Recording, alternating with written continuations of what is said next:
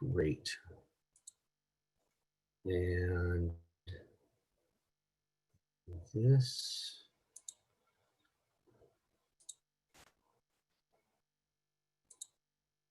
And one more, recording in the cloud.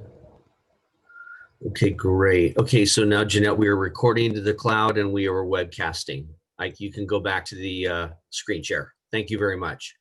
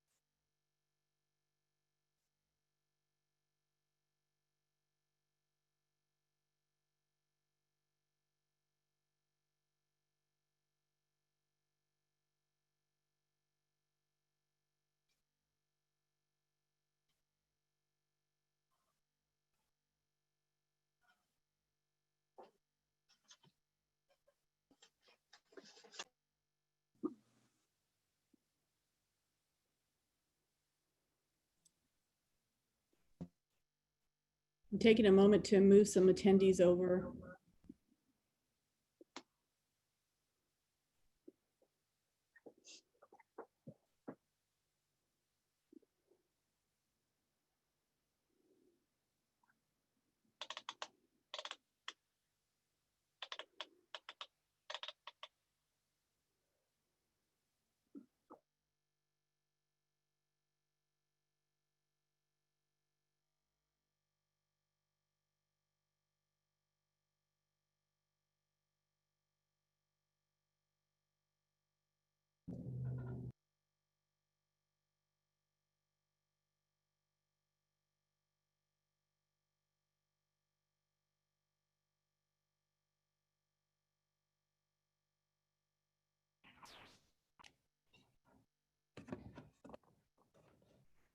Morning, everybody.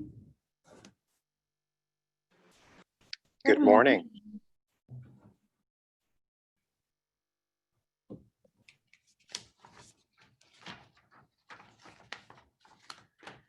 All right.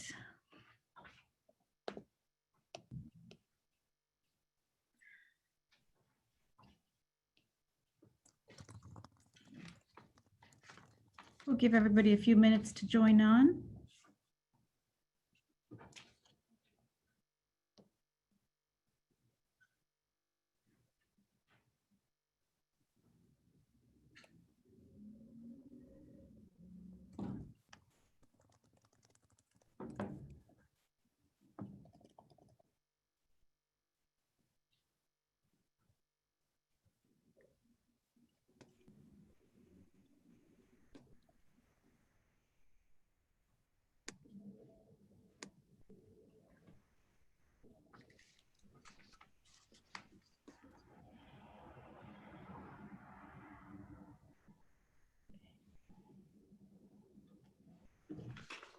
Do we know how attendance is looking for this?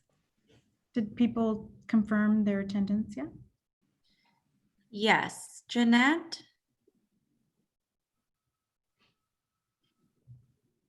Sorry, hard to find that unmute button. Yes, we have about half of the attendees from the committee showing up. And so we're moving them over from attendees to panelists so we can see them. And they're getting on now.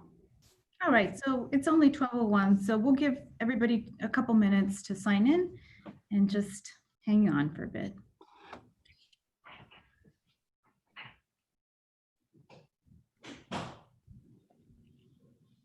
Hey everyone, it's Monique. Monique. How are you? Would you like me to show my video, or do you prefer if I just keep it on audio for the meeting? Oh, I'd love to see you, Monique. Okay. This baby. Yeah. Let me turn that on. Yeah, but it's up to you. It's I really don't have a nice fancy background. Let's see, there we go. Mhm. all right. Hi. Welcome.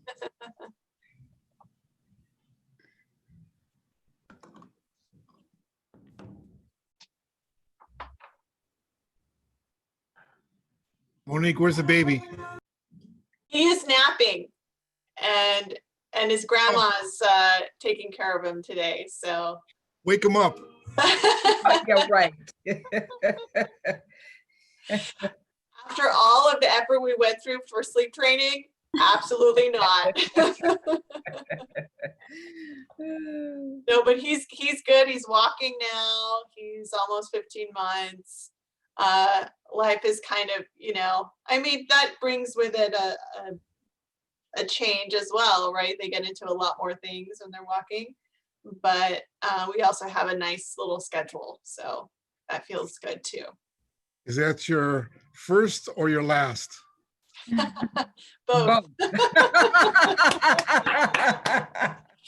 I think our next step is to get a dog and then the family's complete. Listen, I have 3 daughters and a dog, and the dog is way more maintenance than the daughters are. So I know, but he does love dogs. So we not anytime soon, but eventually I think we'll probably get one. But yeah, it's a lot of work. when I take my daughters to the doctors, it's a $20 copay. When I took my dog to the doctors about 3 weeks ago, it's $950. Oh my goodness. For a dog I got Wow. for free. Yeah. Dog I Get got some insurance on the dog there, Derek. Vice Chair, you're absolutely right. I think I'm going to do that. My daughters are willing to pay for it now, so I think I'm going to probably do that. Teaches them some responsibility, some fiscal responsibility. That's right. Good for them. Oh no, It makes those tough questions on what to do at the vet a little easier. Yeah. it was great because 2 days ago, 2 of them are working. So I gave them each, one's out of college and one's in college. So those 2 that are working, they got a house bill now. One has the cable bill and one has the electricity bill. Mm-hmm. That's it. Wait for that. It's good Mine's for them. almost That's 18. good. Good for you, Derek, for doing that. Mm-hmm. Yeah, Especially during the summertime when you run the air conditioner a lot. I'm sure your electricity bill is pretty expensive. yeah. So actually, I'm sorry, it's not electricity, it's water. It's the water bill. So Oh, okay. when I gave the water bill to, she says, okay, no one can take more than 5-minute showers. But during COVID, I don't know if there's more showers or less showers going on. Certainly more dishwashers. Yeah. Mm-hmm. Yeah, appliances in general, probably. Mm-hmm. Yeah. Okay, everybody, let's get started. It's 12:05, and I definitely want to respect everybody. It's great to see everybody's faces. It's unfortunate we can't meet in person, but just good afternoon. My name is Chair Vanessa Delgado, and I'm calling this meeting to order. Before we begin, we have some housekeeping remarks for the remote meeting. Jeanette, can you guide us through those? Absolutely. Did we? Okay, here we go. Good.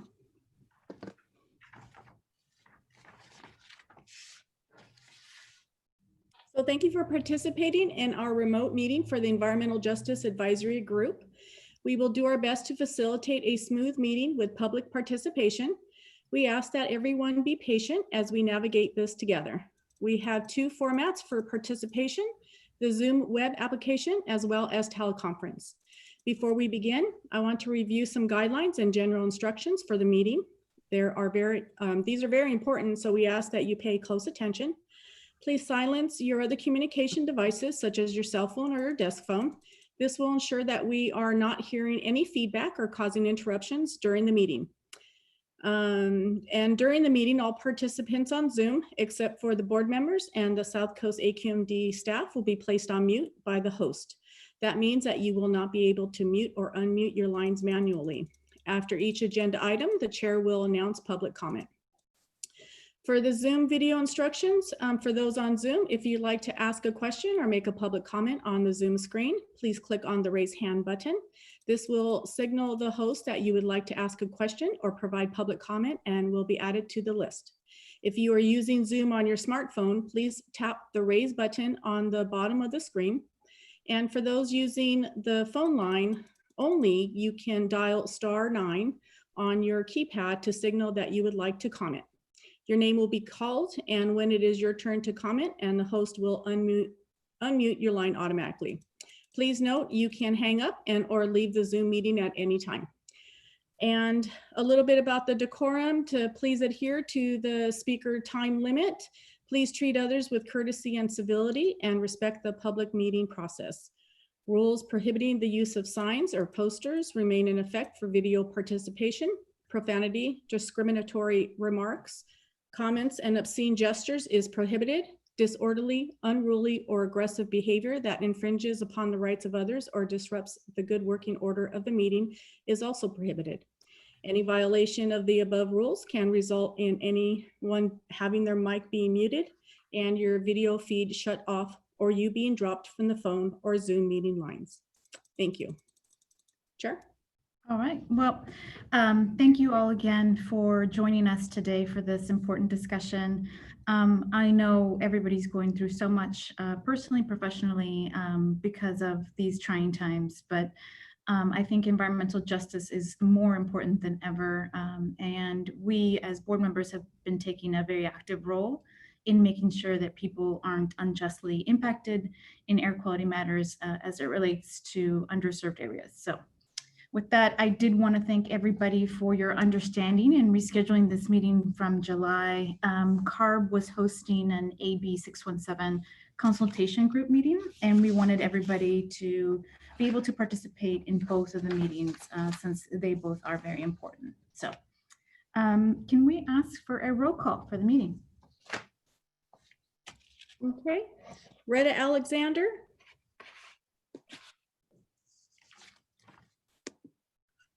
Okay. Manuel Arredondo.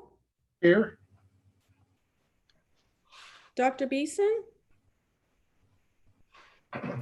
Bilodeau. Here. Paul Cho.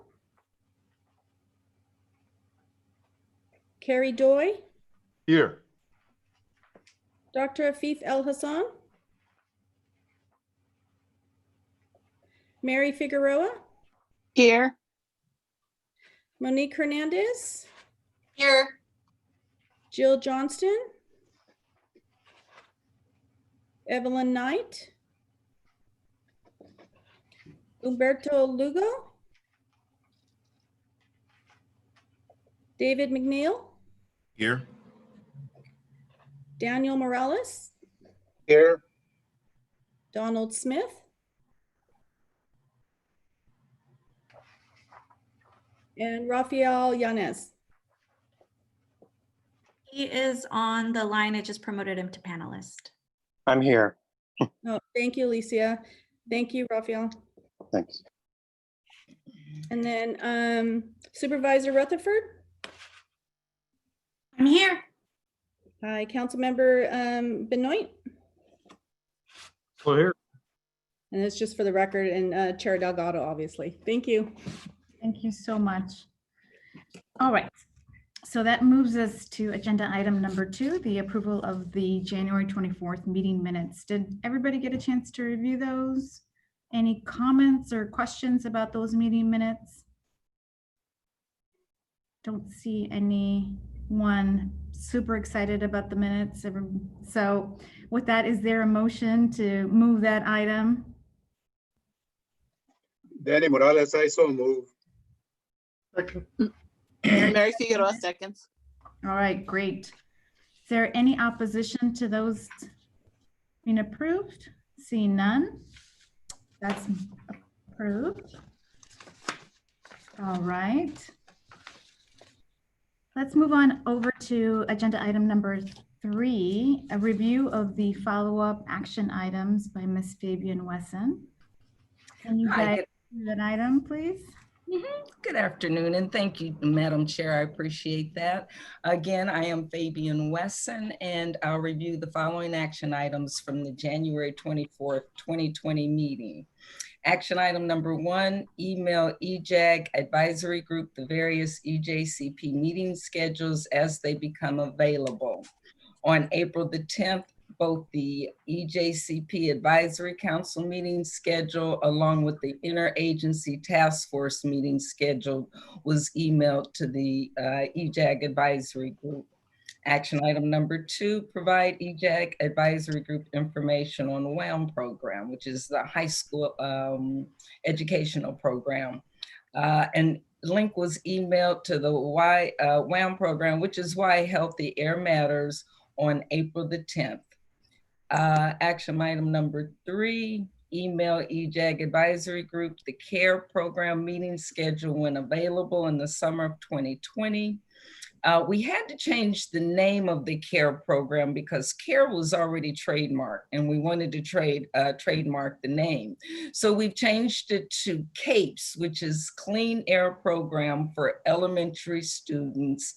And the logo is a cute bird keeping in context with the South Coast AQMD logo with the cape on it. So we emailed that response on April the 10th and 2020. And currently, due to the stay-at-home orders, schools are closed. Therefore, we have not been able to schedule any CAPES programs, but we're currently working on videos to provide to the schools during this period of long distance learning. There'll be 3 to 5 to 10-minute videos that the teachers can show when they have the available time. The next action item, provide information to the EJAG chair on expansion of the CAPES program. We emailed a response on April the 10th, 2020, but as I previously said, staff is currently working on bundling the program into a virtual user-friendly toolkit and a list of potential schools, which will be made available. Also, a board request was made by Madam Chair Delgado to increase funding for the educational programs. Thank you, Madam Chair, for that. The next action item was to provide a list of dry cleaner facilities needing replacement before deadline and how much grant money is still available. And that was requested by EJAG member Paul Cho. There was a response emailed on April the 10th, 2020. In April, approximately 297 facilities continue to operate. I'm so sorry. Continue to operate using PERC, but now it's down to 160. Due to confidentiality, we're unable to provide a list with names of the dry cleaner facilities. There was approximately $225,000 in grant funding remaining as of 4/7, but as to date, we are at 130,000. And that's it, Madam Chair, for the action items. Thank you. There's a lot there. So I want to give the committee a chance to ask any questions or follow up on any of those items. I know we had a good discussion about it in January. Anybody have any questions about it? Can we share with the committee, I believe the item to expand our programs is on the next board agenda, is that correct? That's correct. It'll be on the September board meeting. Yes, that's correct. I think it would be a great opportunity if anybody on this of the advisory group could participate in that and support the efforts to expand the WAM program and now our newly named CAPES program.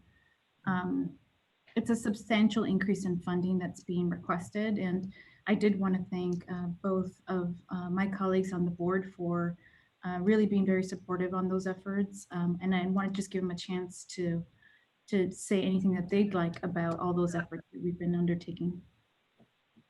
Supervisor? Did you? I have a question about it, since this is my first EJAG meeting and the first hearing about it. Is it possible that this COVID time and distance learning gives us an opportunity to greatly expand this program? since it is all being done virtually now, could we simply, I say simply, I know it's not simple, but could we send the electronic version of the program to all schools? Yep. No, I think that's amazing.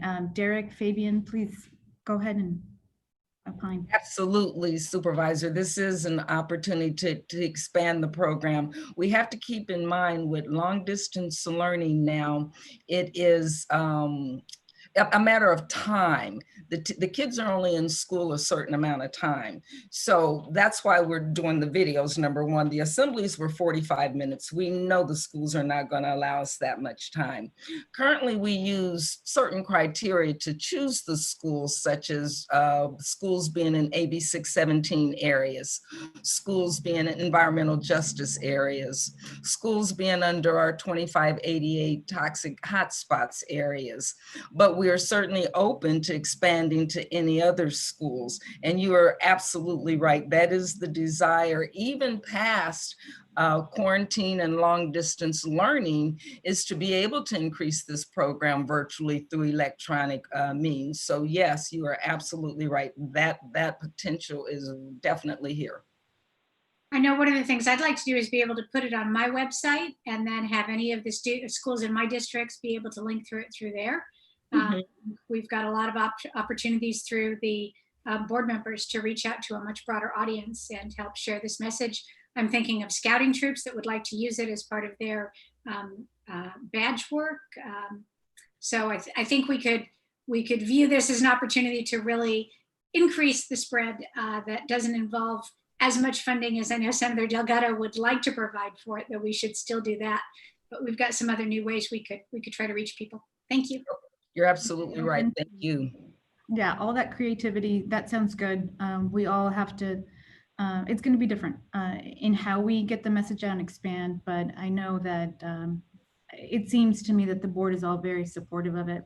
I know the way the Senate has did some of our programming for kids is there was a video component and then like an accompanying, like a little worksheet book where they could complete it if, you know, there could not be somebody present, like a staffer to go and present. And so they completed that, and that was verification that they completed to the teacher. And like the last page was like a little certificate or something like that. I know a lot of the schools loved it because then it was hands-on to them and a little curriculum if we're going to have to go digital. So I'm sure it's all very different. That might have to be digital as well now, but I did want to give our last colleague here a chance to say something about the efforts that we're doing as well. Councilmember? I'm just excited to hear what we're doing in that program. And I know you and I talked a couple of times, and Fabian, I'd love to see this also, you know, be as simple as maybe get it out to YouTube. You know, if we could break it down into, you know, various chapters and make it a learning opportunity for anyone. And I think, you know, getting some of our folks out in the field, you know, a lot of people look up and just wonder, what is that haze today? What, you know, why am I seeing a haze in Southern California in late August? What is that? What do we see in the wintertime? And what's going into the air in the wintertime that's causing those things? And those types of learning environments, I think for just the average Southern California resident would be great. So I think getting out to kids, getting out to residents, it could all be good. So the more we can break it down and get it out into small tidbits available to the general public and then for kids too would be great. So glad to hear this going. Thank you. Part of the component of the program is a packet that goes home to the families with information about the mobile smartphone app that we have and other information for families to participate as a family. So it's a continued education even into the home. We're quite excited about it, quite excited about the possibilities and potential, and certainly appreciate all of your comments and suggestions and any more that might come across. It would be wonderful. The more we can reach, the better it is. When we're in person, we leave the school with air quality flags so that the kids can raise the flags on the days so that they all know when they have to curb their activities, when they're okay. And they're the EPA color flags. So it's quite a comprehensive program. In terms of accessibility and tying it in, the wildfires have really made me a big tracker of all the information that's available online and tying in CAL FIRE along with the smoke and health conditions in terms of the air quality. Is very important in terms of going out and walking, etc. I don't know if that's happening in the local areas when the fires are come, whether they can be tagged, like check your, use that as an instigator for people to log in and get the information. I don't know how static the CAPES program is or whether it's ongoing and kind of renewing depending on what's going on. Thank you, Mr. McNeil. Thank you, David. That's great. And how are you, by the way? Thank you. I'm good. I got back I went north and I dealt with those fires, and it was every day. It was like, what's going on with the air? So I was tracking them every day, but it was good information online. There is a lot and it's all tied in. Yes, thank you. Yeah. I did want to acknowledge this group, that it's because of the feedback that you all had that this discussion started. So I think it was in January that we talked about this same issue, and I just wanted to tell you that your comments and feedback, sometimes maybe it might feel like it's such a big organization and you don't know how your work is directly impacting families, but this is it. Not 9 months later, it's before the big board, and granted it's COVID, so it's changed in the way it might look.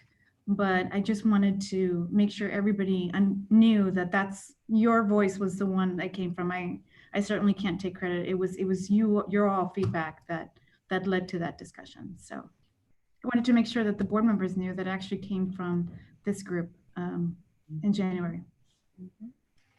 So if there are no more questions, then we'll move then. There's no action item there. So, Madam Chair? Oh, yes, Hi, this is Kerry Doy. I didn't quite get the entire report that Fabian did so well, but she did talk about assistance to dry cleaners, and that gets me really excited because the dry cleaning industry does play such a pivotal role in environmental justice. And so if I can get the name of that program, that's wonderful. I'm really happy to hear that the board approved the moving forward with this kind of a program.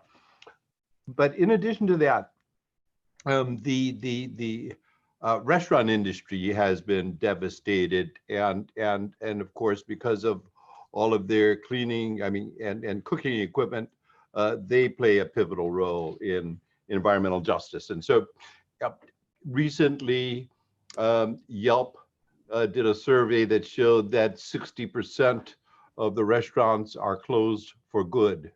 And so I was thinking,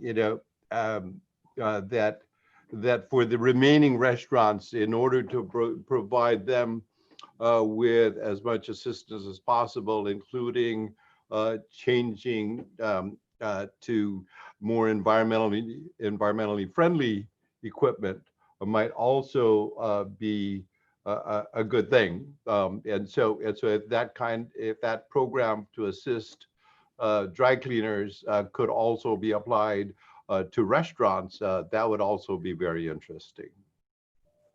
Go ahead, Derek. So appreciate that, Carrie. So the dry cleaners is a program that was instituted, I forget, maybe 10 years ago or so. And it was because we created a rule that was going to phase out PERC, and you know that. Unfortunately, and we had a significant amount of money that went towards the incentives, but the dry cleaners have to take advantage of that before the rule actually takes place, which is in 2020.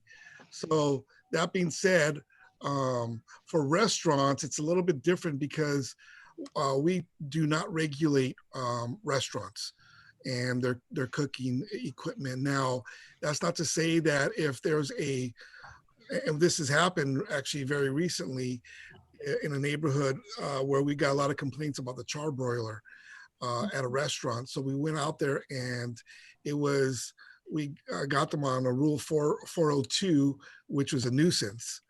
And so we try to work with the restaurant on how to reduce the emissions coming from the charbroiler.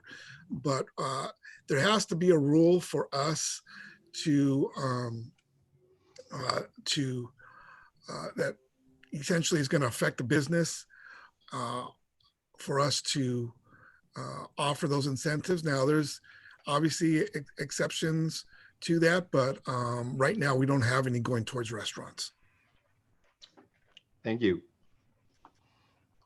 Okay. All right. Well, let's move on to agenda item number 4, the Small Business Assistance and Incentive Program. So a little bit more of that similar discussion by Hanea Cox.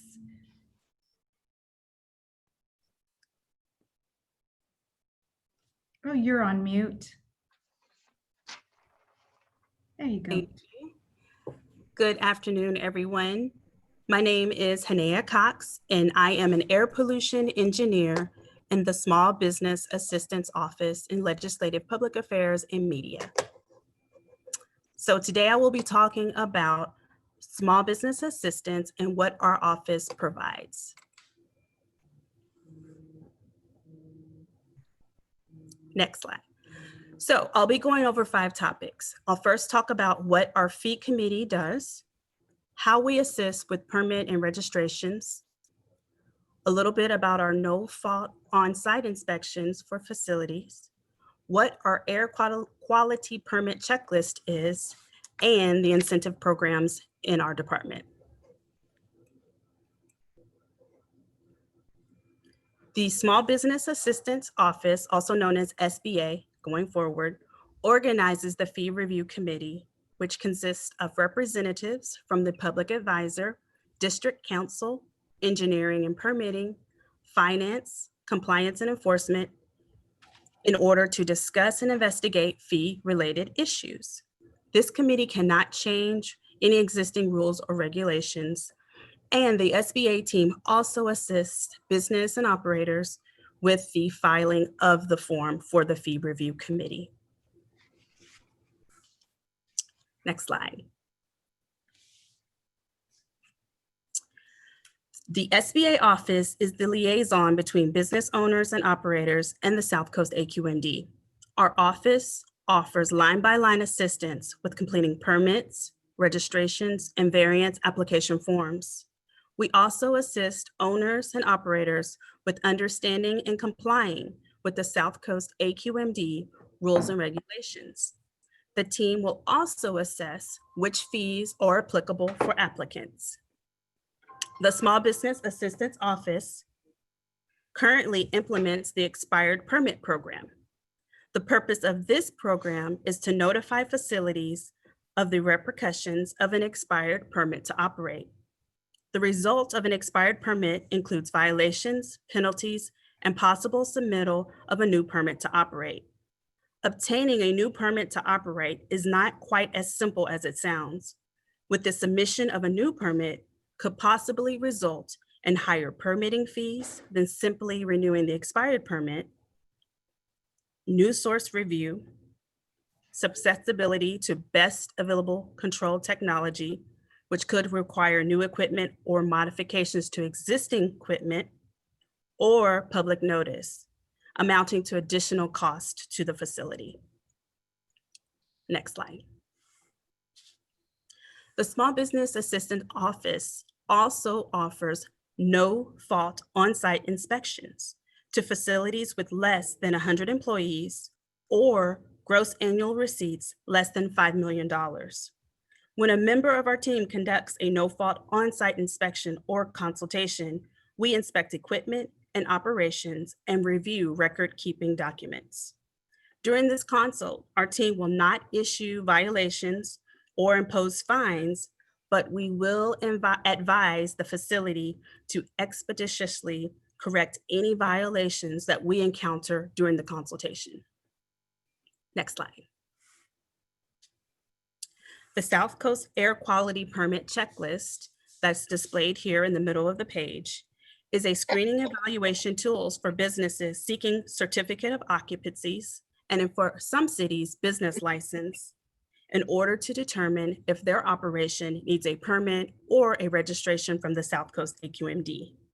In the days of past, this was considered, quote, clearance from the South Coast AQMD. Next slide. Currently, one incentive program implemented by SBA is the Dry Cleaner Grant Program.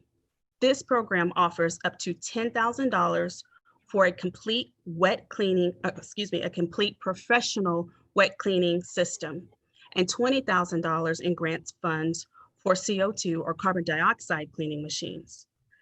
There is a very important compliance deadline for Rule 1421 that sets the date for December 31st, 2020, where dry cleaning operations that use perchloroethylene, also known as PERC, will no longer be allowed to operate in the South Coast AQMD jurisdiction. As Fabian mentioned, currently there are about 160 facilities remaining that operate using PERC. Grant funds are available on a first come, first served basis. The next thing I want to talk about are additional incentives that the South Coast AQMD currently implements. So let's click. And I'm going to show you how to get to those incentives. So the first thing you want to do is log onto our website at www.aqmd.gov. Then you'll see our disclaimer there regarding critical functions and COVID-19. So at the top of the page, you'll see incentives and programs. So you can click on that page and it will give you 4 different types of areas that we provide incentives for and have programs for. So businesses, communities, state, and local government. So you can scroll through there. You'll see it under business, small business assistance. And then another one, for example, would be the electric lawn and garden equipment. So if you click on that page, it will bring you to our electric lawn and garden equipment program, which is a rebate program that if you are able to dismantle your old electric lawnmower, you can get a rebate for a cordless battery operated lawnmower. So that's just one example of one of our incentives. All right, so our next slide, please. So the Small Business Assistance Office and its operations during COVID-19. Virtually, we are able to hold our fee review committee meetings, and also we will be able to virtually do our no-fault inspections. We have continued to provide the same level of service, working either via online or via phone, and we are available to the public Tuesday through Friday from 7:00 a.m. until 5:30 p.m. Next slide. So this concludes my presentation on the Small Business Assistance Office and the incentives that we offer. At this time, if you have any questions or comments, please raise your hand. Does anybody in the committee have any questions? Well, this is very useful information. I actually wasn't aware of all of the things that we do. So thank you for providing that overview. Madam Chair? Oh, yes. Do we have? Yes, this is Kerry Dooley again. That's also a very interesting presentation from small business assistance. I was wondering if there are any qualifying factors to apply for assistance. Qualifying factors for the dry cleaner? Yeah, for any business that might think that they are eligible for assistance from AQMD.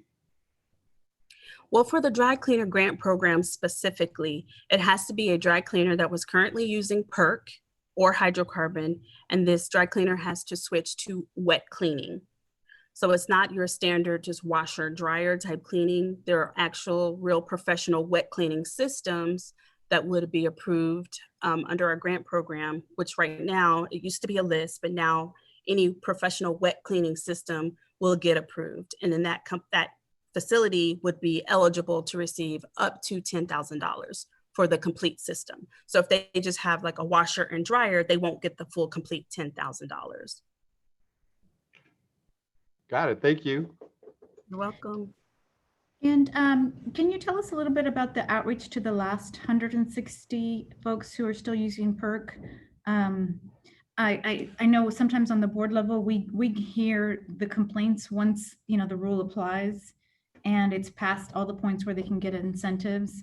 I would love to try to avoid that if we could, especially for the small businesses and those in the underserved areas. I'm sure you're reaching out to them, but can you tell us a little bit about that?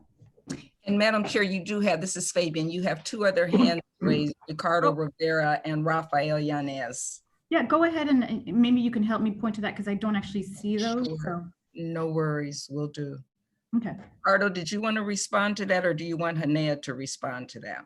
Hanea's, I'm more than happy if she can respond, but I just wanted to make a comment that the dry cleaning program, like Derek said, has been an ongoing program for probably a decade. And as part of that, we have also done extensive outreach over the years to ensure that facilities knew what they had to do before the deadline. And we also continue to work with those dry cleaners to try to help them to comply and be able to switch over come December 31st. Thank you, Ricardo. Madam Chair, if you don't mind, we'll let Hanea answer your question and then we'll go to Rafael and David next. Please go ahead. Okay, so the question was, are we doing any outreach specifically for small businesses or have we done any outreach? And as Ricardo had mentioned, we've been actually doing outreach for a couple of years to let them know that this date is coming up. So we've done extensive outreach via mailings, holding workshops, doing demonstrations of how the wet cleaning equipment works from real actual dry cleaners that are using the equipment. So if people have questions, they can actually go and touch and feel and see for themselves if this is something that they could switch into. And currently, I know compliance, or Derek can answer, but compliance is also working to continue to notify and let people, remind people that this compliance deadline is coming up. Okay, I appreciate that. And then you said we had two hands raised. Actually, there's three now. Rafael, then or Ricardo, we got you, just two, Rafael and then David McNeil. Rafael, go ahead, please. Thank you. Sorry, I'm operating off a cell phone. So the question that I had was, in terms of the outreach, I'm just curious, how much does the grant pay for the complete cost of it, of the equipment that's being requested of these particular entities, businesses, and whatnot? And then the second question is, I know mailers sometimes go out as a postcard and they may get ignored with the various junk mail and all that stuff. Have actual phone calls been made, or at least inspector stopovers to these locations, these 160s? I asked, and I was going to ask earlier to Fabian in regards to the information, but I went ahead and had access to my computer, and so I have the web page and where the applications are on my screen now. So I'm going to share that with my local dry cleaner, just in the event that they're not in compliance and they're one of the 160 count. Thank you. Thank you, Okay, Rafael. So the first question as to, excuse me, the cost of these systems, excuse me. So we do approve funding for used systems as long as the system has, the facility has not, or the system has not had a grant before. So some of the used systems are a little bit cheaper than the brand new systems. So a brand new system can cost pretty much $10,000 to $12,000, depending on the system you get. So it could potentially cover the full cost of the equipment. The second question, mailers. So when we do our mailings, they're usually not posters. They are usually in a form of a letter from the South Coast AQMD in an envelope. So for that, since I've been there, the mailers have been on a piece of paper and in an envelope. So it doesn't really look like junk mail. It's pretty much first class notifications. And in regards to the 160 left, Ricardo can elaborate more, but there has been some networking or some connections with compliance in order to make sure that the remaining facilities are contacted. Thank you. And is that through phone calling or is that through actual phone calling? Ricardo, could you answer? Yeah, well, again, let me just emphasize that the outreach for the dry cleaning industry has been extensive throughout the years. We, over the years, have informed any time that we have dealt with a perchloroethylene cleaner, we have done outreach that has specifically done mailings, as well as inspectors have dropped off flyers. And in the immediate future, what I know, and it hasn't been clear defined yet, we're going to do some further outreach, and I believe that we're still going to do phone calls to those facilities to make sure that we reach them. Also, I just want to clarify the cost of a weight cleaning system could be upwards of $45,000 plus, and in the 30s, and maybe. And so the grant covers $10,000, but also the California Air Resources Board has grants that are in the neighborhood of 10,000 as well. Thank you, Ricardo. David, you're up next. Thank you, Fabian. My question is directed to Ms. Cox. The question for me is, in terms of the money available, what's been rolled out, and as this deadline approaches, is full stop, if it ends in the 31st and you haven't complied, you're just going to get fined. And I guess the concern is the impact on the small businesses, particularly in COVID. But is there an extension, or is the money going to be gone in the 31st? And is there any money left over that hasn't been used? That's the first piece. And then the second piece is the virtual inspections. I'm curious how that looks when you do a virtual inspection. Okay, so to take a stab at your first question, when the 31st comes and they're still operating that equipment, and as of now, they would be in violation of our Rule 1421. The only way that the deadline can be changed or rolled back would be through a rule change, and that has to go through the governing board. So during this time, the compliance date is set for December 31st, 2020. But if all of the funds are not used by then, actually Ricardo is the finance guy. He may be able to let you know what happens after that. But in terms of the grant money being first come, first served, first come, first served. It looks like there is about maybe over $100,000 left to fund the remaining grants. So that's that. And if I could just add in there, you're absolutely right on the dollar amount, but our understanding is that we are not going to add on any more incentive dollars to that. The rule's been in place for over a decade now, and the dry cleaners have had time to change out their systems, but anything's possible in this world. But as of right now, we don't have any word of any additional incentive dollars. Okay, and then the second part of your question, Mr. McNeil, the on-site inspections, how does that look virtually? Well, as to date, I received one phone call about a virtual on-site inspection, and then she changed her mind. She said, okay, I understand everything. I don't need it now. So in my mind, what that would look like would be via Zoom, or I don't have an iPhone, but Zoom or a FaceTime or some other app that the applicant would be able to use. We would be able to assist them virtually by just simply having them turn their phone around, and we'll look at the equipment in question and just go over it virtually. Similar to this meeting. Yeah, I'm not giving tours of my house with my phone right now, but I understand that would be the effect. Last question, the one that relates to what I do with parks and recreation is the lawn leaf blowing element. And I was just curious, you mentioned electric to battery. Is gas to battery still available? So you would have to dismantle the gas to get to a cordless electric.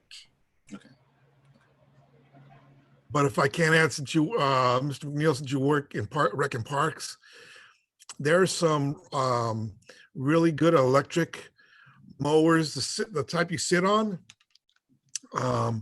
that we are offering incentives on. If you look on that page, I'm not sure what city Rec and Parks you work for, but I know we reached out to City of LA Rec and Parks, and we actually gave them a demonstration, and they got to use it for, I want to say, 30 days.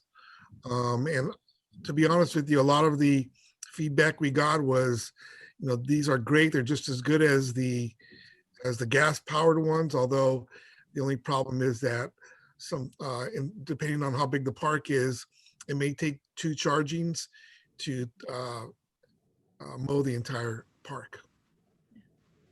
We're going to can we sign you up, Mr. McNeil, for one of those demonstration projects? So yeah, I work with Culver City Parks, LA County Parks, and the City of Los Angeles Parks and Recreation in and around our area, and California State Parks. So all of those agencies are accessible to me. And if we want to coordinate an opportunity to do a demonstration, maybe at a central location park, and bring all the maintenance people out, or at least the ones, the deciders, I'd love to, because, it's just hard. It's hurting cats, you know the deal. Yeah, so, that's great. So we're going to have, we have a consultant. His name is Ricardo, Dave Maber. I forget the firm is ASGA, but yeah. I will have him reach out to you and set up a demonstration for, 1 or 2 or 3 of your parks. It's wonderful. Okay, well, we do need to move on to item number 5. Do we have any more speakers on that item? We have no more speakers, but in reference to the question about, or no more questions, in reference to the comment and question about the virtual inspections, I know CNE does conduct virtual inspections, so perhaps we can agendize that for the next meeting. Yeah, that sounds great. Okay, thank you. I do, Ricardo, if we could just, I know that a lot of businesses have had time for the dry cleaners to move towards a non-perk system, but I have a small business, so I tend to be very sensitive to the people who don't do it in time for the deadline and hold out to the very last minute. So if there's any way that your inspectors, while they're out, could do a physical, like, don't forget, you've got a couple more months, anything that you all can do that's reasonable within your staffing. We just ask that, especially for the small businesses, they get that final little push from the team. And then, December 31st comes, they were warned, but we'd appreciate that. I think everybody's comments kind of echoed that. So, especially during COVID. Yes, understood. Thank you. Okay, so item number 5, there was no motion needed on the last one. So we'll go into COVID impacts on environmental justice communities by Dr. Monique Hernandez. Hi, everybody, can you hear me? Yes. Excellent. All right. We can advance to the next slide. Thank you. My name is Dr. Monique Hernandez, and I'm currently an EJAG member. I'm also an adjunct professor at Cal State LA in the Department of Geosciences. I also work in the field of public health for cancer tracking and surveillance for the state of Florida, where we work very closely with the Environmental Public Health Tracking Network and the CDC, as well as in the state. My background's in sociology, geography, and public health. It's an interdisciplinary cross-sectional background, and I think that's really important, especially with today's global challenges involve so many different fields of study.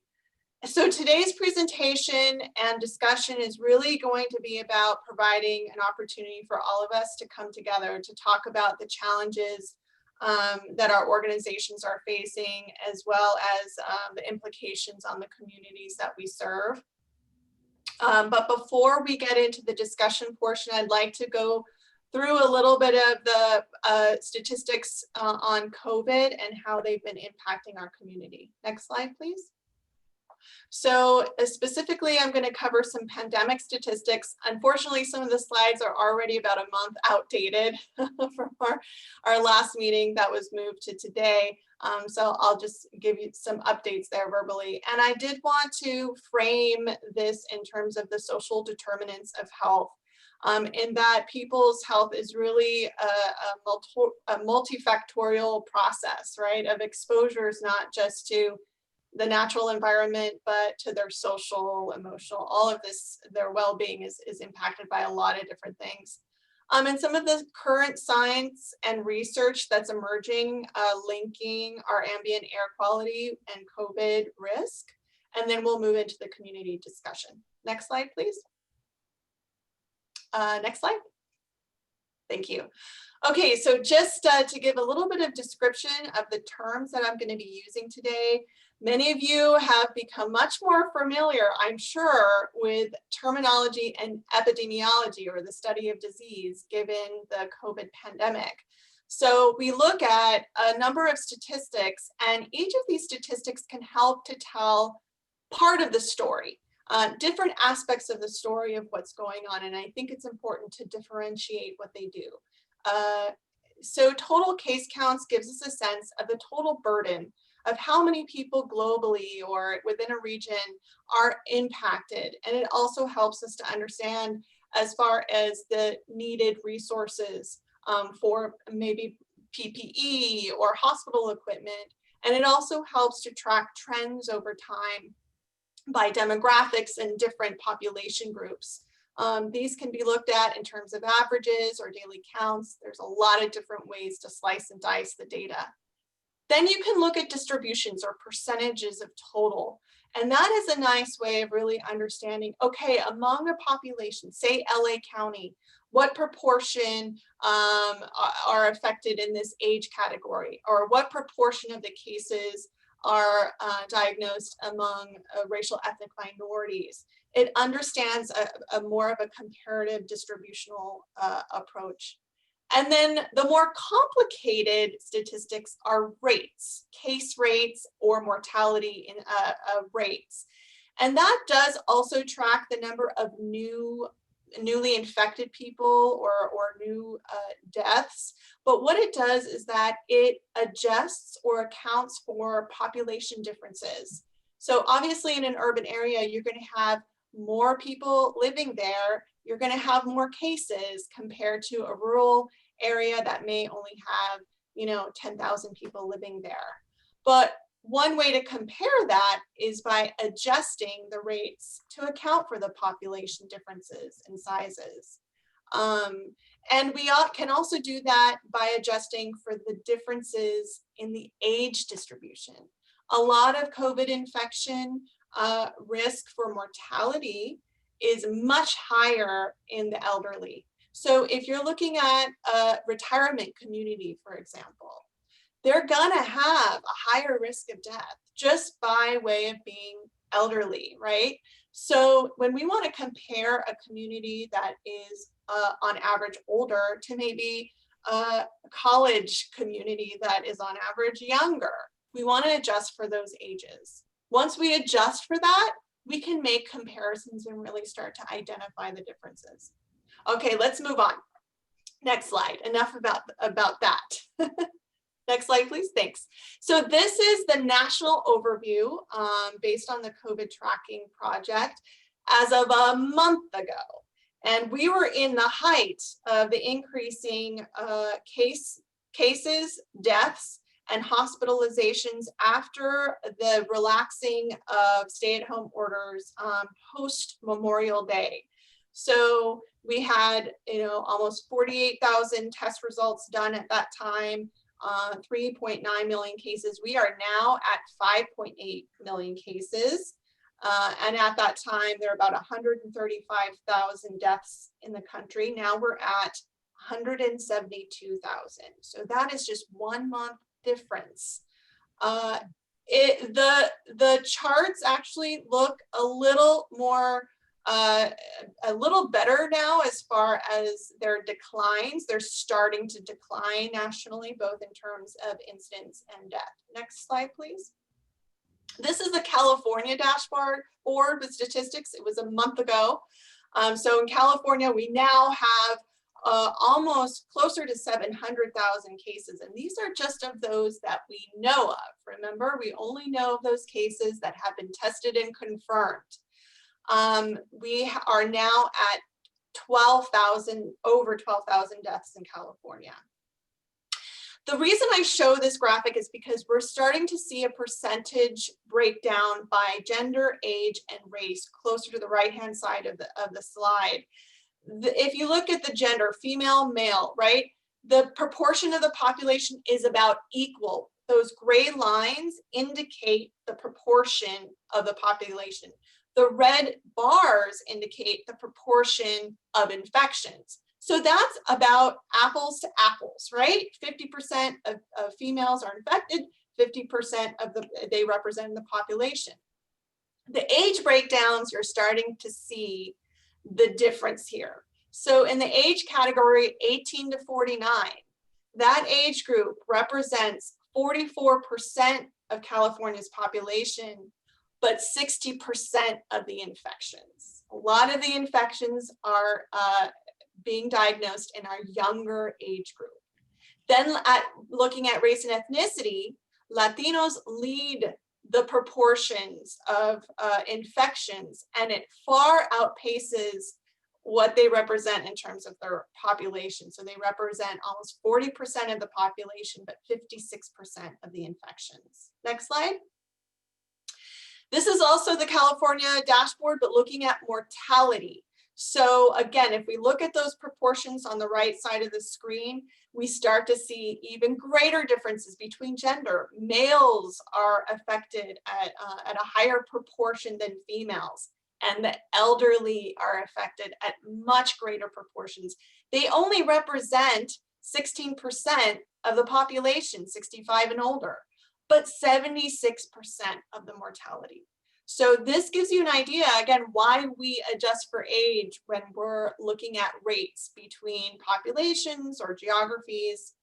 And in the racial ethnic category, we also continue to see those disparities where Latinos and Blacks have mortality rates that far outpace the proportion of the population in California. Next slide.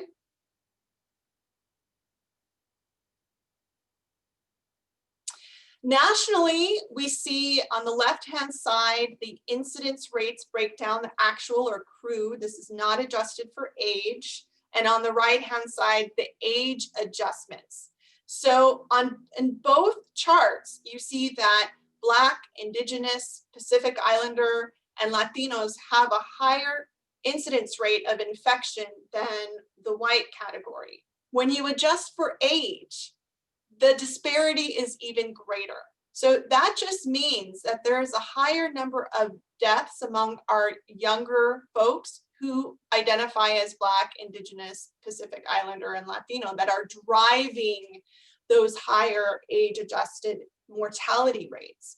So the disparities are sometimes 2 or 3 times greater among our minority communities than the non-Hispanic white population. Next slide. This is in California, the breakdown. So again, if you look at the chart, this is not this is age adjusted. But in this instance, the Latino community has a much higher incidence rate than any other group, that is followed by Black, and then as well as Pacific Islander, Indigenous, and Asian. The white category has the lowest age-adjusted incidence rate. Next slide.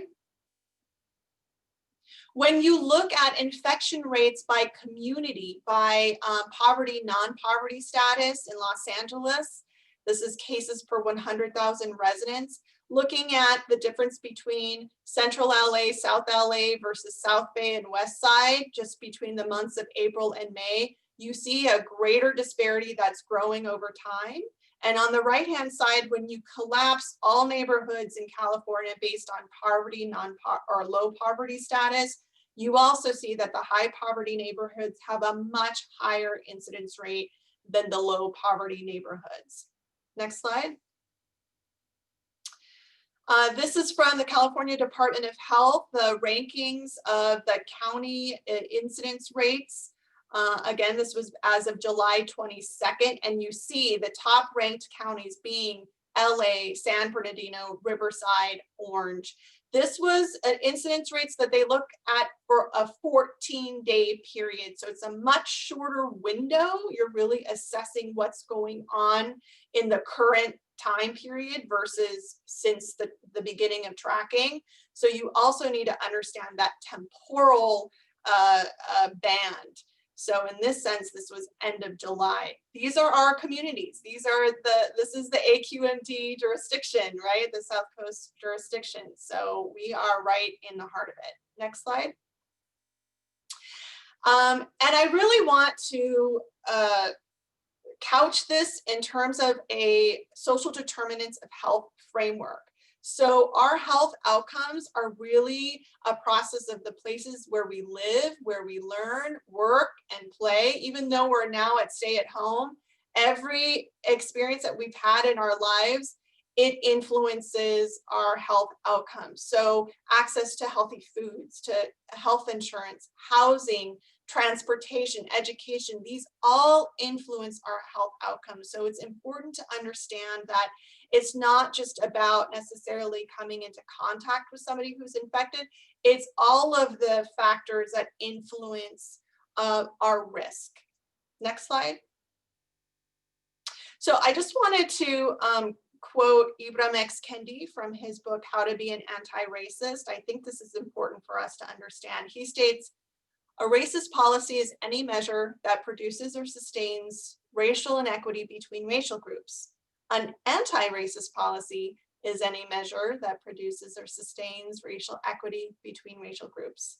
By policy, I mean written and unwritten laws, rules, procedures, processes, regulations, and guidelines that govern people. There is no such thing as a non-racist or race-neutral policy. Every policy in every institution, every community, and every nation is producing or sustaining either racial inequity or equity between racial groups. I put this up here because I feel like AQMD and the job that we do is very process oriented, right? So at every step, I think we need to keep in mind that our intentions have to be one of social equity. Otherwise, without doing that, we're almost ensuring the opposite. Next slide. So who's most impacted by the pandemic? Well, we've already seen the elderly, the non-white low-income populations, frontline essential workers, users of public transportation, those with underlying health conditions, our invisible communities, nursing homes, meatpacking, farm workers, prisoners, and our communities with higher ambient air pollution. This is the intersection of our EJ communities. Next slide. There has been emerging research, science and research that link ambient air pollution with an increased risk for COVID-19 infection. The most notable research that has come out thus far is the Harvard study that has linked the increase of PM 2.5 with an 8% increase in COVID-19 related deaths in the US. There's a China study that looks at short-term exposure with higher concentrations of PM, CO, NOx, ozone, having an association with an increased risk. And an Italian study that also looks at the chronicity of exposure influencing those increases in risk. And this is just emerging, you know, it's amazing how quickly the science has come out. Next slide. There has been some positives and some negatives with the stay-at-home order and the impacts of, you know, not being mobile. One is actually a reduction in air pollutants during the stay-at-home time period. So people were driving less, a lot of industries were operating less.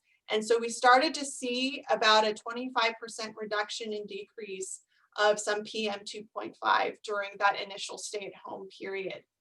The negatives are the economic decline in fracking that put our communities at increased risk from the abandoned oil and gas wells. So already the federal government has identified more than 3 million abandoned gas wells, 2 million of which were unplugged that release methane. And this is only going to be exacerbated by the numerous bankruptcies in the fracking industry that leave many of these wells unattended. Next slide. And I'll also end before I go to the references that there have been some research showing that indoor air pollution has also gotten worse because a lot of people are doing more cooking at home and they don't have proper ventilation.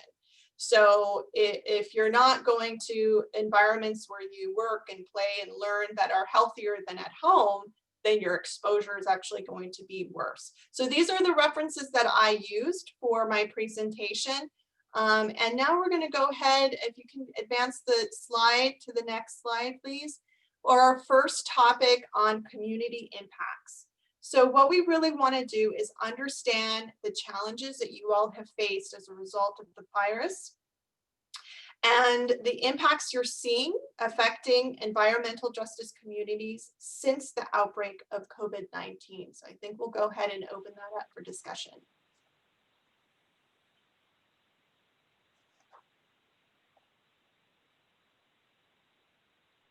I can just give my own personal feedback. So, you know, for a long time, I didn't really think that I should be super worried about COVID because I'm not that young, but I feel young, and my daughter is healthy. But in the last 2 weeks, I've had a relative pass away from COVID every week.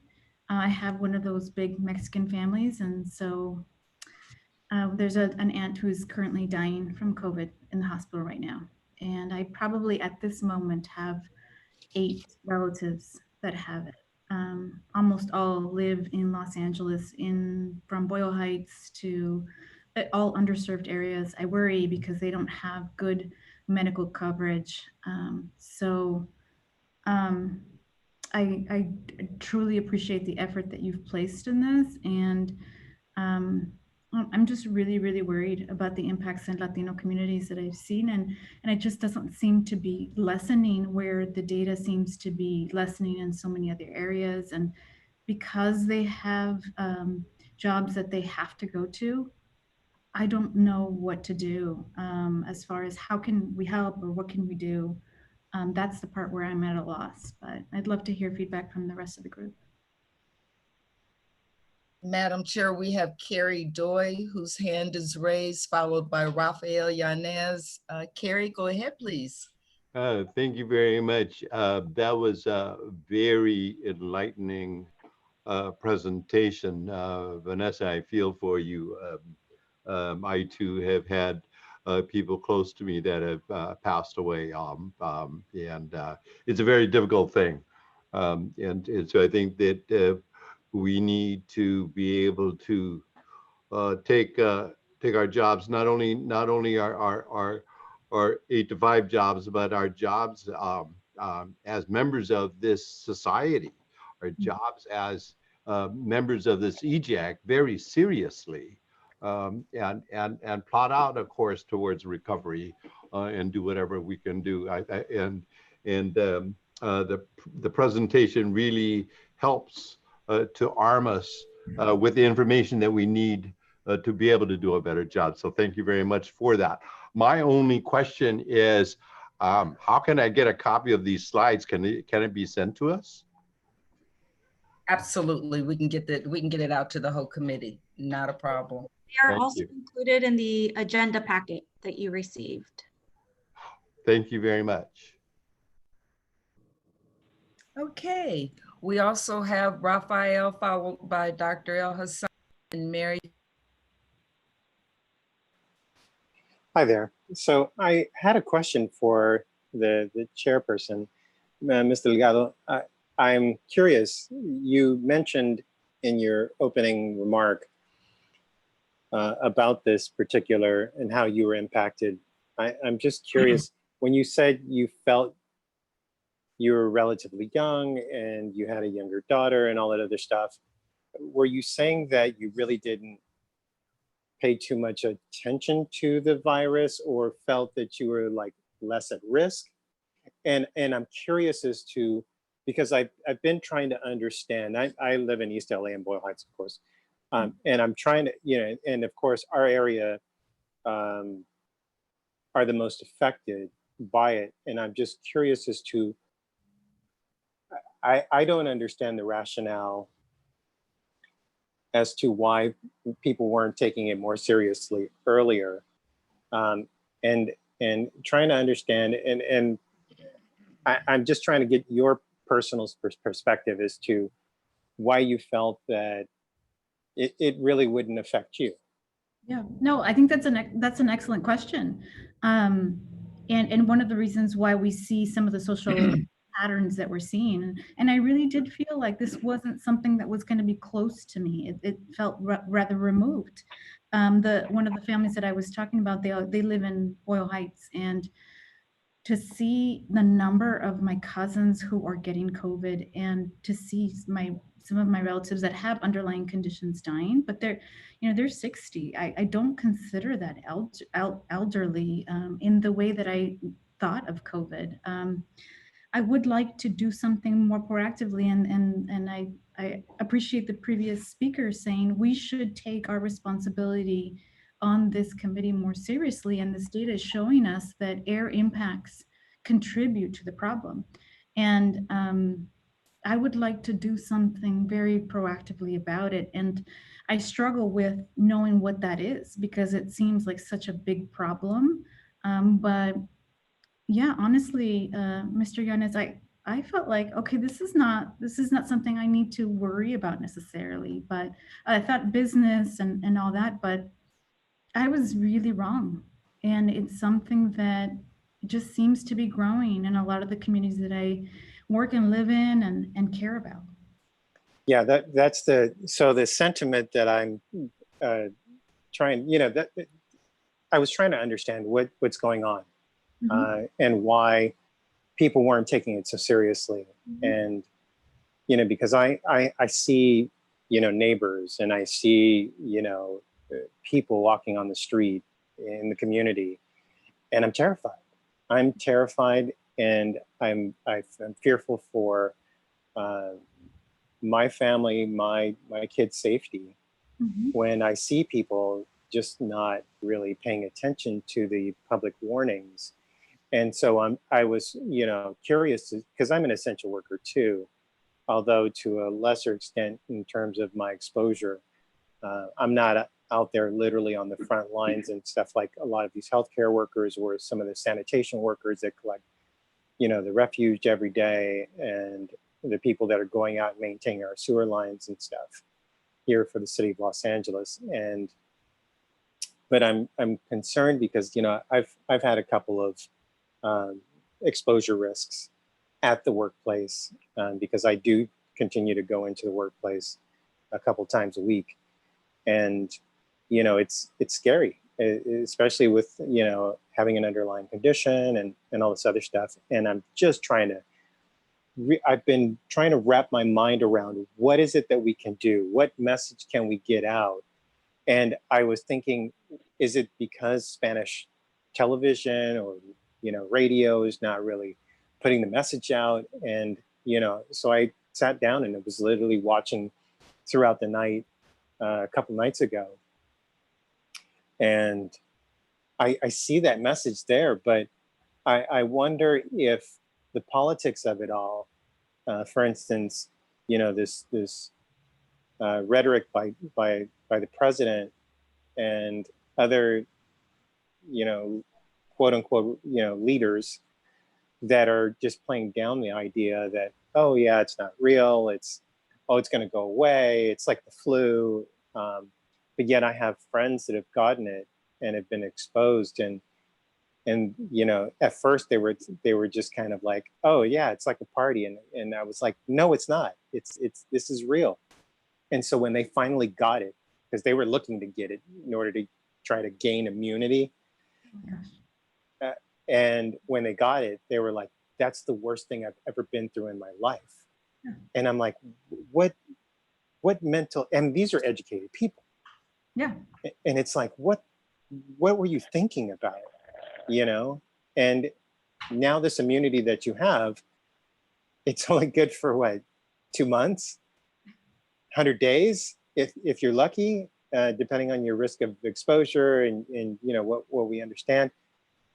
But the problem is I think, is the continued misinformation, not only on social media, but by this, you know, administration, the misinformation that not relying on science, because this is truly a medical issue. And I'm not really quite sure as to how to really move forward and address it publicly, and what the South Coast Air Quality Management District can do to spread the word. I mean, we could put it, I guess, on your website, maybe include it in your mailers, any kind of mailers, any kind of, like just a little caption at the top in a different color, like red, because most of the literature that's put out is blue and white, blue, white, and black on the letters and stuff. So a little caption in red, you know, something stating COVID is real.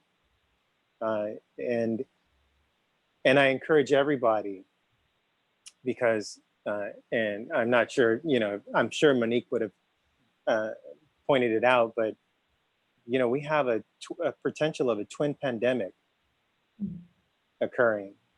And I encourage everybody to get their flu vaccines as soon as it becomes available, because that's going to be so important, because influenza is coming and it, you know, if we don't have any of this stuff under control, I fear that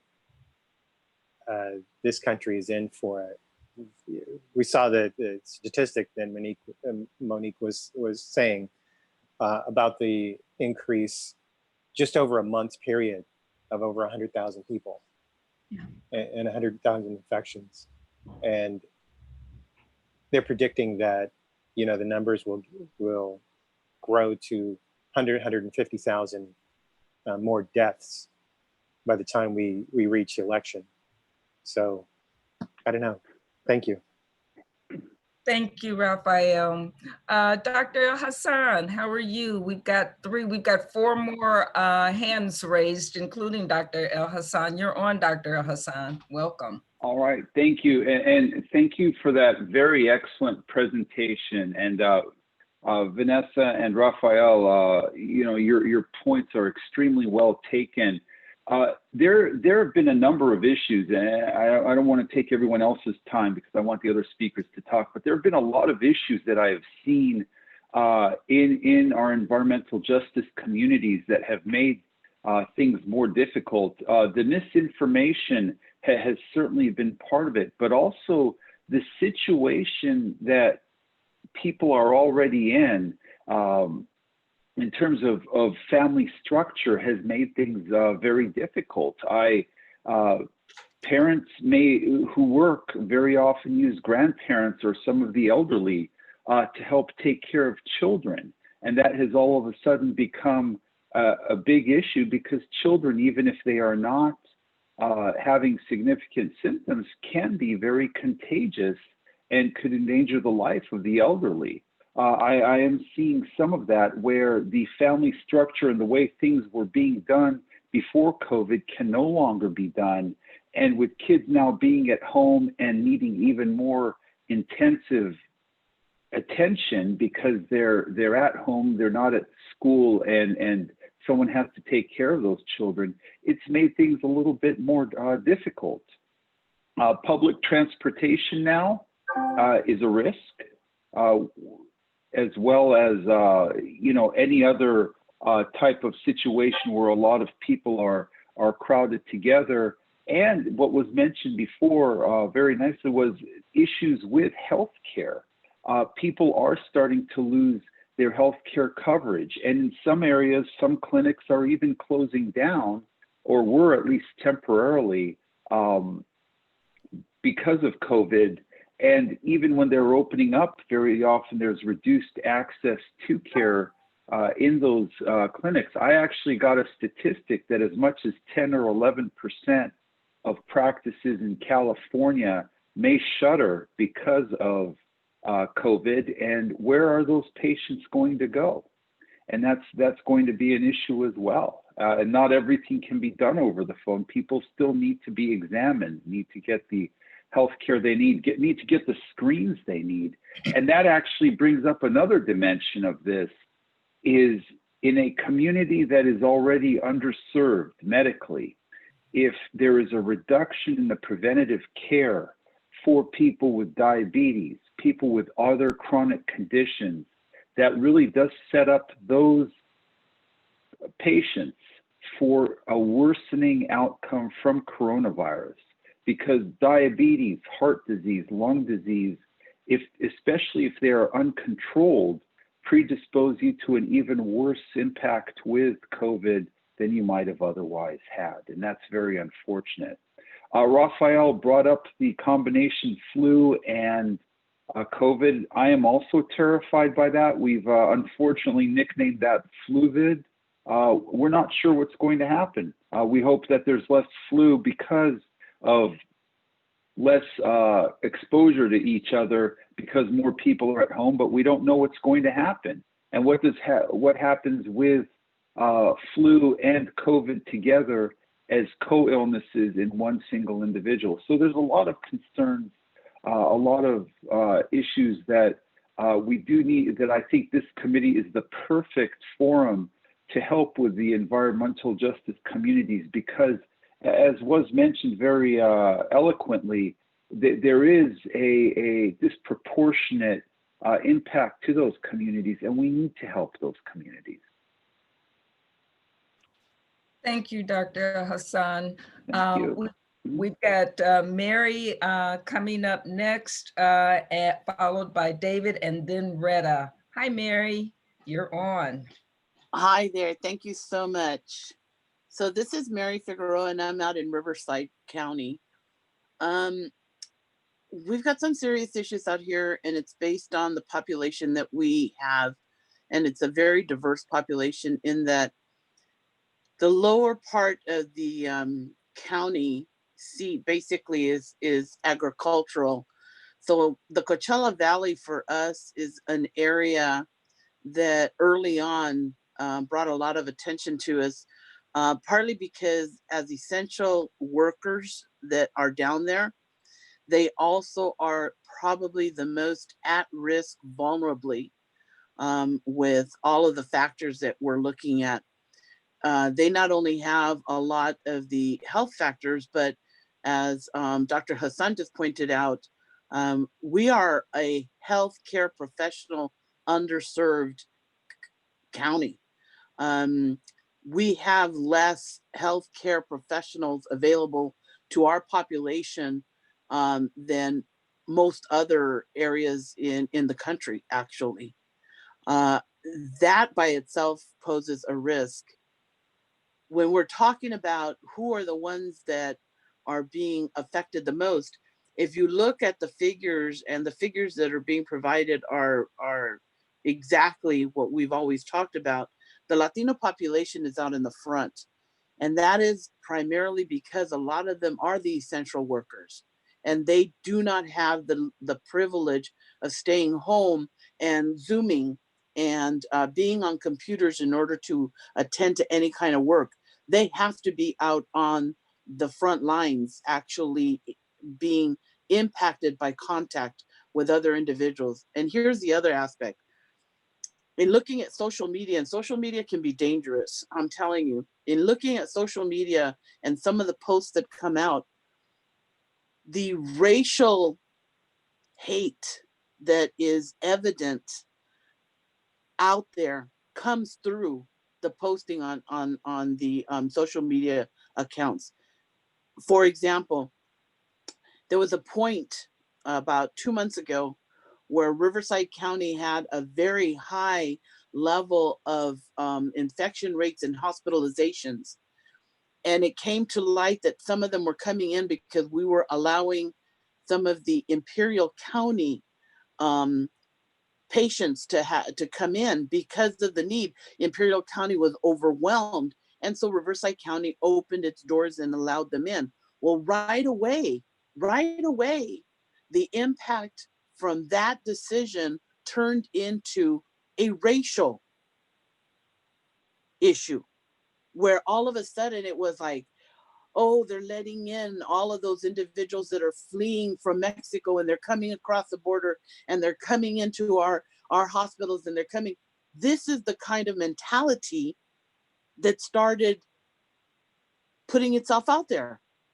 Well, then you add to that the fact that, and I'm just trying to be careful here, but you add that to the fact that even though we have the numbers in this county of a high percentage of a Latino population, we have very few elected officials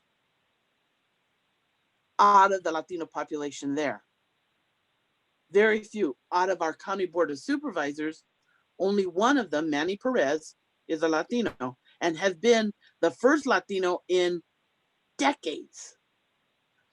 The reason that I bring that up is because there tends to be, with this pandemic, there tends to be a white privilege concept that comes across. And because of the fact that the population in control of the issues and of the response sometimes is not affected at the level of what is being affected, which is the Latino population, the attention sometimes doesn't get there. And it sometimes doesn't get there because, as has been spoken here in the last couple of conversations, if we don't think that it affects us, well, we're not too concerned with it until it hits us close by. And of course, and I have to say this, the sentiment on a national level has not helped when you end up politicizing the use of a safety net, which is the use of the masks that has been proven by our scientists, by our professional health professionals, that it works. But for the national scene to politicize that and basically take that away and have everybody running around, because I've seen them, they're running around when I go even to go put gas in my car, which is one of the only times that I leave my house. If I have to go put gas, I see a lot of people pumping gas, no face mask, no nothing, no anything. And you sit there and you go, just take that all the way across. This is what's impacting us, is the mentality of the fact that this is not a serious issue for me, so I can go ahead and I'm not going to worry about it because it's not going to touch me. But yet the Latino population, as was shown in the figures here, highly impacted. And we see it here in Riverside County because just in the last couple of days, Orange County has now come off of what we call the hit list, okay, for the state. Orange County came off of that hit list. I sat there and I thought about it, and I thought, how did they come off of that list when they were really high not too long ago?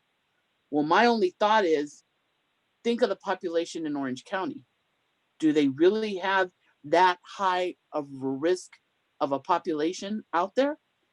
No, not in comparison to Riverside and San Bernardino, and definitely not in comparison to Los Angeles. So those are some of the issues that I can say that we're dealing with and that we're seeing out here and that are impacting us heavily.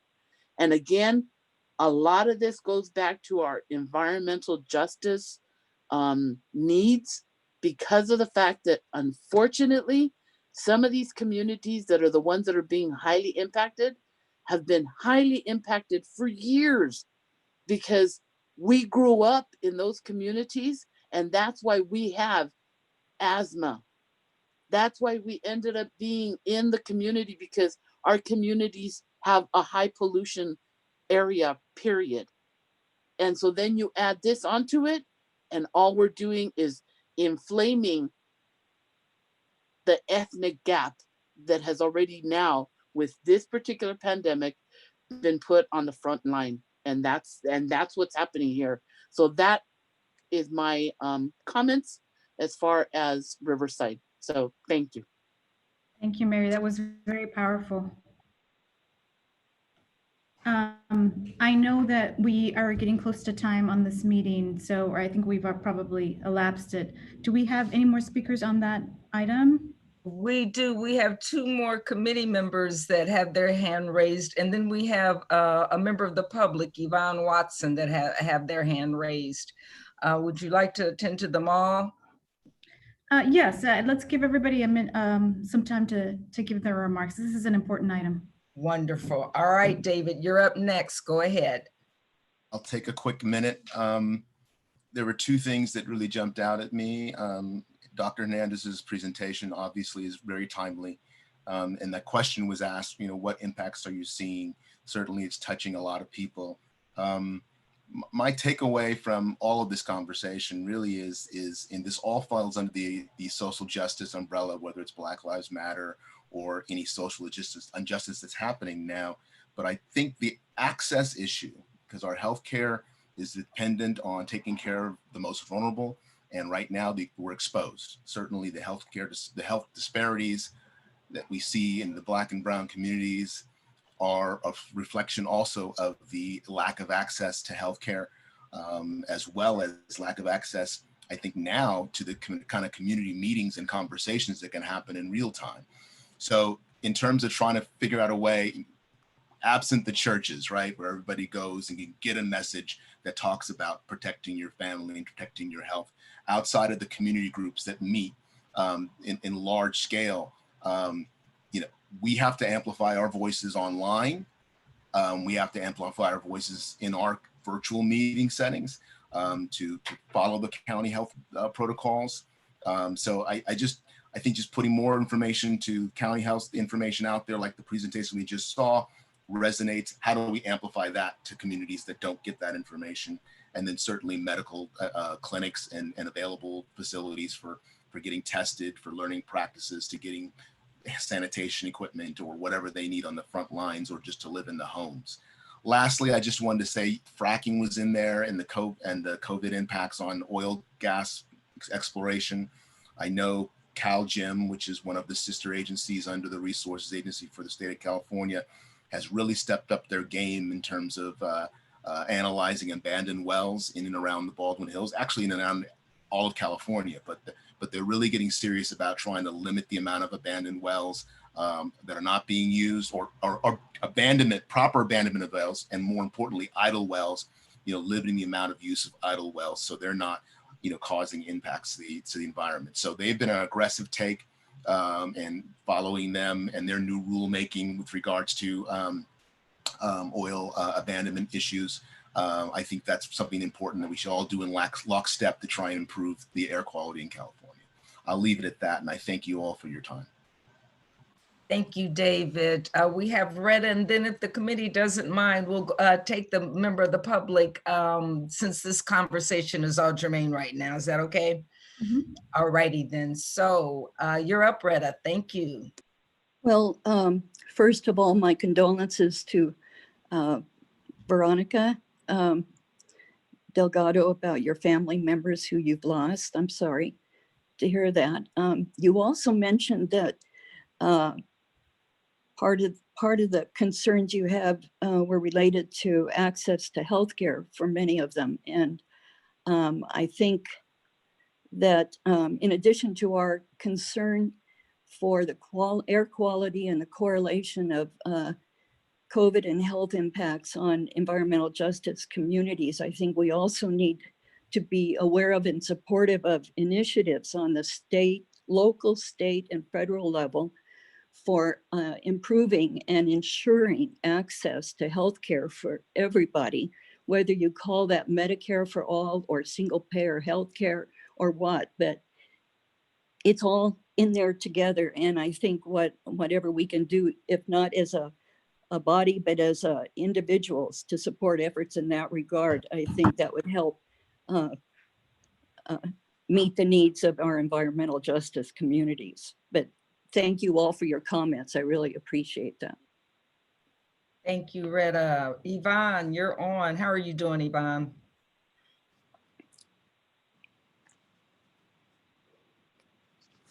Hello, can you hear me? Yes, we can hear you fine. Okay, thank you. Yeah, this is Yvonne Martinez Watson. I'm the chair of the Environmental Justice Committee for the Sierra Club Angeles chapter. I'm also part of the Purple Air program, so I do have a monitor on my house. In terms of what the impact is on environmental justice communities, I just want to bring it back. I really appreciate all the comments that other committee members have said today. That was really covered a lot of the stuff I wanted to say. And I do want to express my condolences to the retired Senator Delgado and the losses in her family. 3 members of my family were also affected by COVID, including a 9-month-old baby.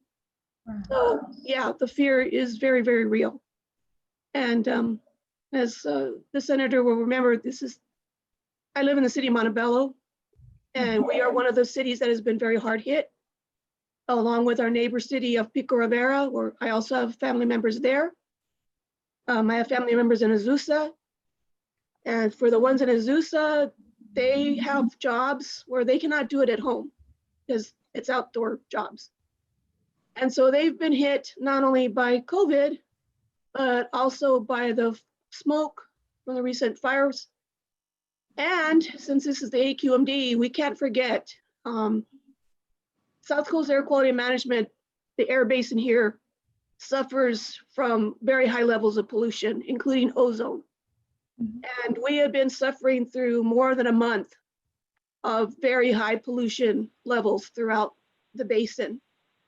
And that is something that the Air Quality District needs to be addressing more aggressively, because that is the type of pollution that is affecting all the environmental justice communities and making us vulnerable.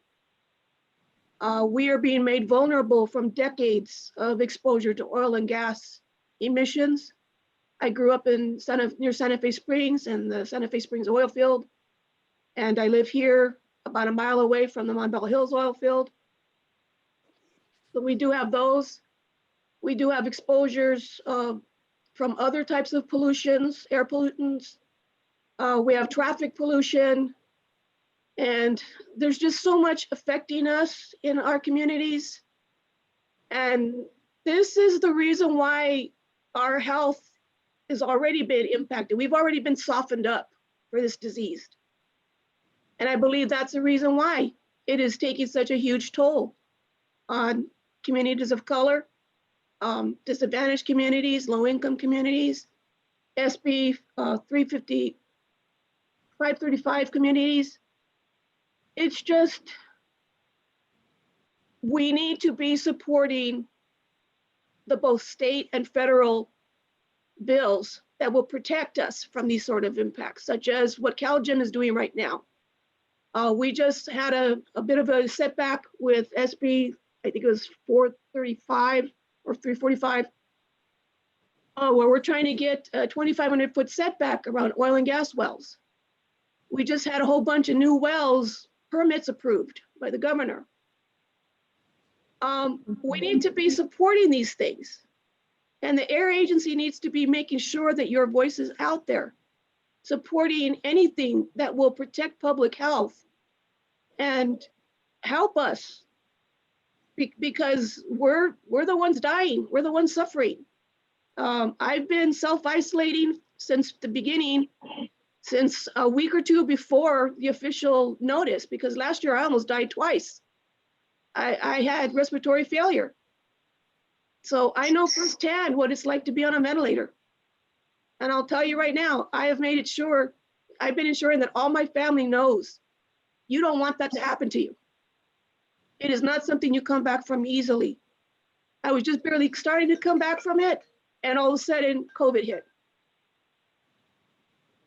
So that's all I wanted to say. Thank you. Thank you, Ms. Watson. It's good to hear your voice again, and I'm so sorry to hear about all the impacts You know, I still live in Montebello. If you ever need anything, please let us know. I do want to give my colleague, Councilmember Benoit, a chance to speak, but I did want to let the committee know that, you know, like we tackled the issue about how can we work on school impacts as far as getting the word out for our programs.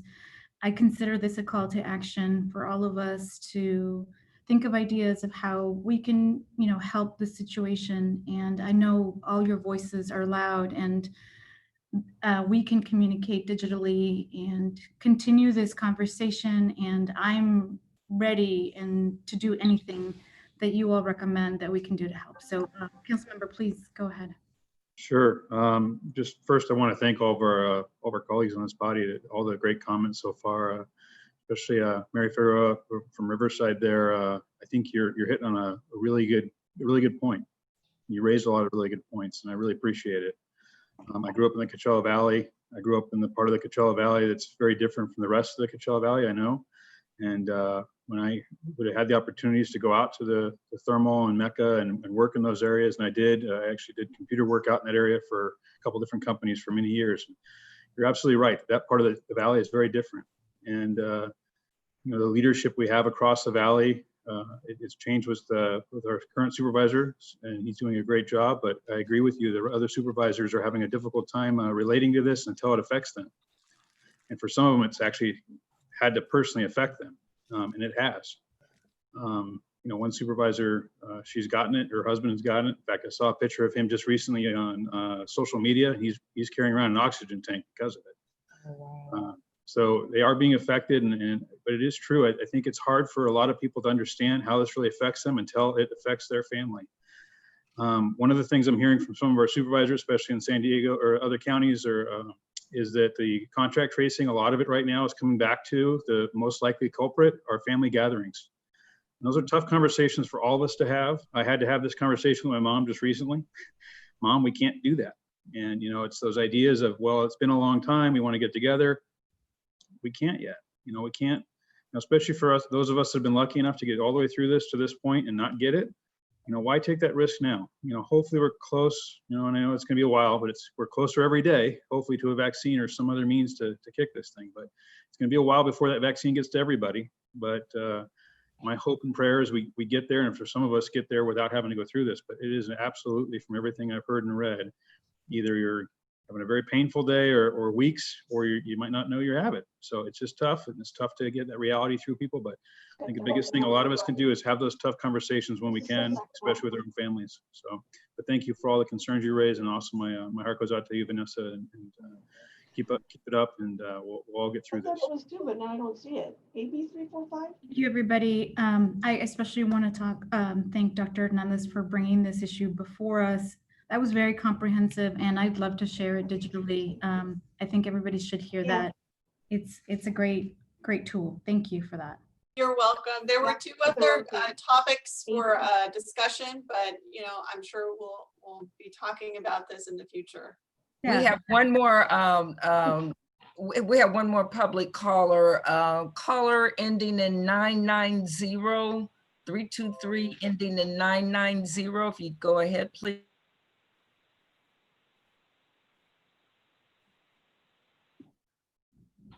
Caller ending in 990. Hello. Thank you, Fabian. I'm Harvey Eder, and I'm speaking for myself and for the Public Solar Power Coalition. Hello, can you hear me? Hello? Yes, we can hear you. Okay, all right, thank you. The last couple of weeks, I've been trying to get in different committee meetings and stuff, and there's a basic failure of this system.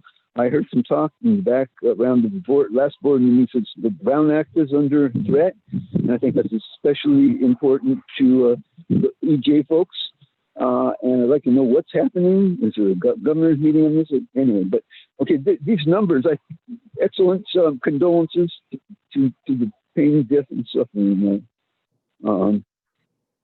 Sorry, but I thought I heard a figure that that's COVID, as they're calling it, is really like SARS-3, but it had an increase of a death rate, I thought, of 8%. and it was a major university. I thought possibly Harvard among the citations for museum. Is that correct?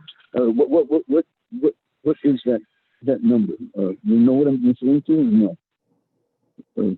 Yeah, so what the study was, a Harvard study, and what it showed was, let me bring it up, for every 1 microgram per meter cubed increase of PM 2.5, there was an associated increase of 8% in COVID-19 related deaths in the United States. So it was specific to, it was like a dose response, the amount correlated to the 8% increase.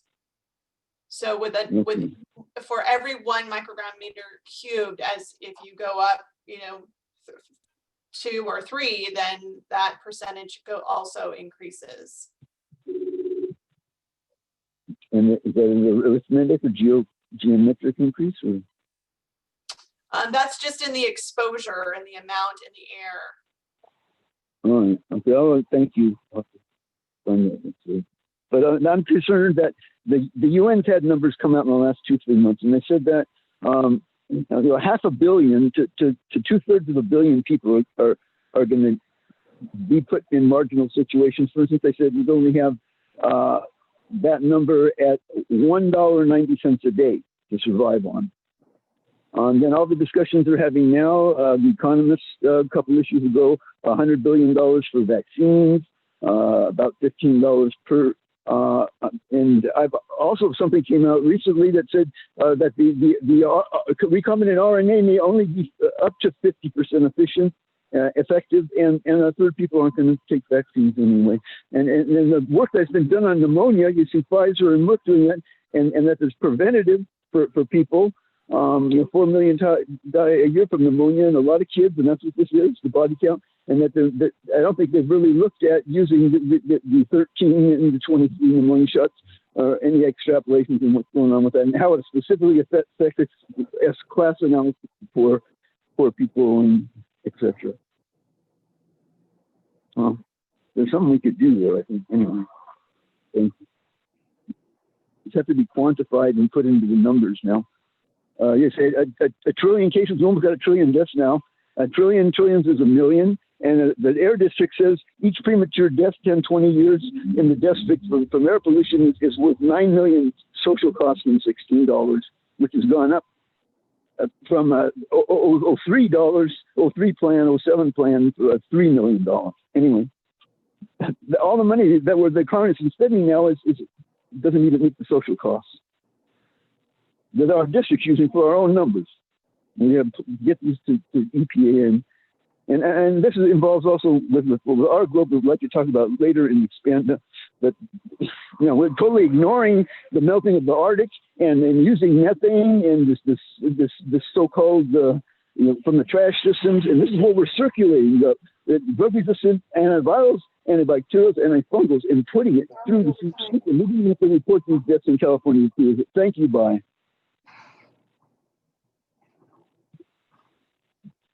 Thank you, Harvey. Madam Chair, we did have another hand raised, and then there is a question, because of time, shall we table the EJCP update or continue until the next meeting or continue on? It's up to you. I was going to ask if we could table that one, trying to be respectful of time, and we've got exactly. Okay. We'll take the last caller. It's a caller ending in 682, beginning in 323, ending in 682. Caller, please go ahead.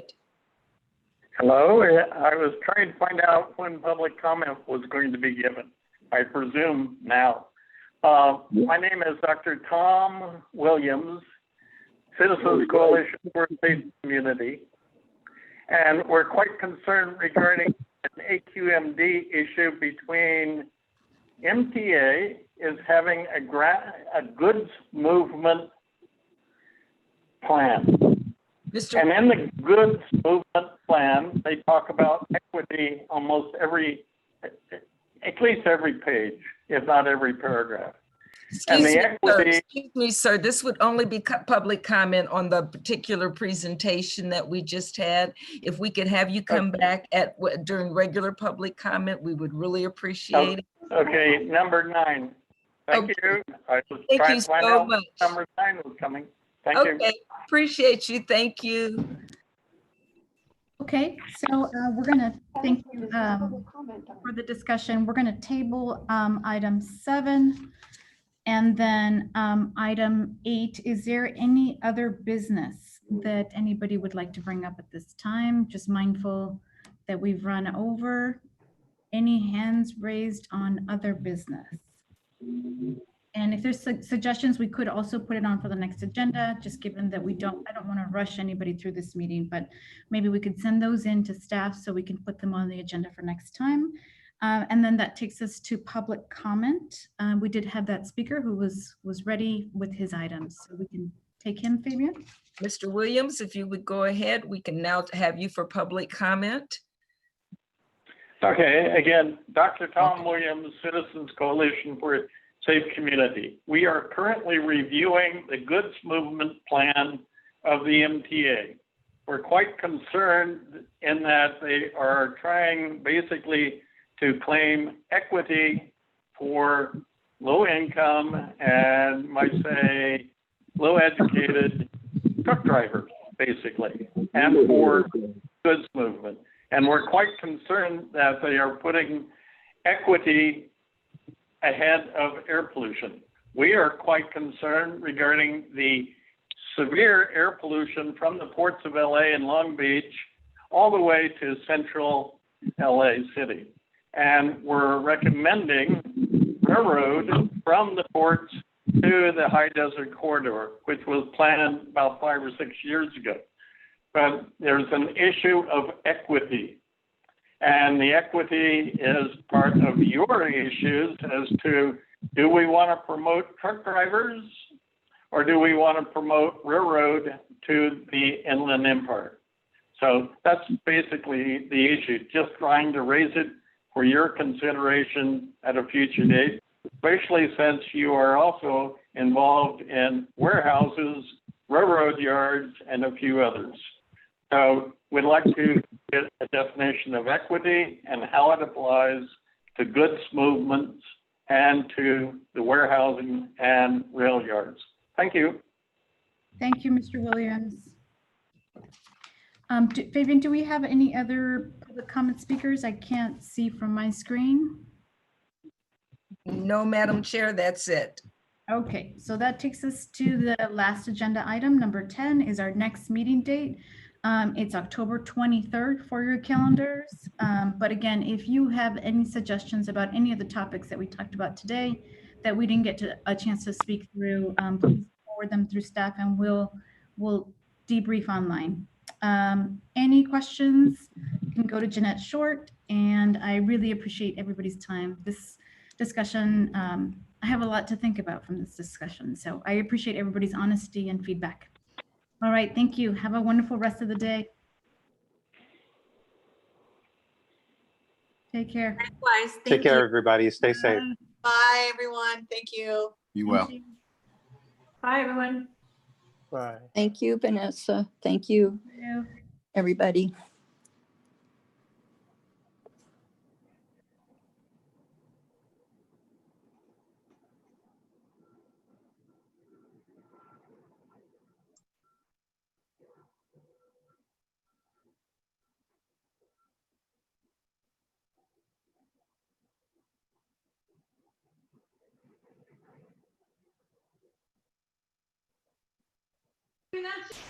Jeanette, I guess you could send me that the next meeting information for October.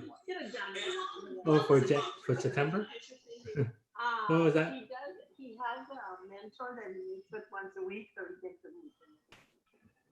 Can we stop the recording on Are this? we in the meeting, Jeanette, Yes, please. or not? Yes, please. Okay.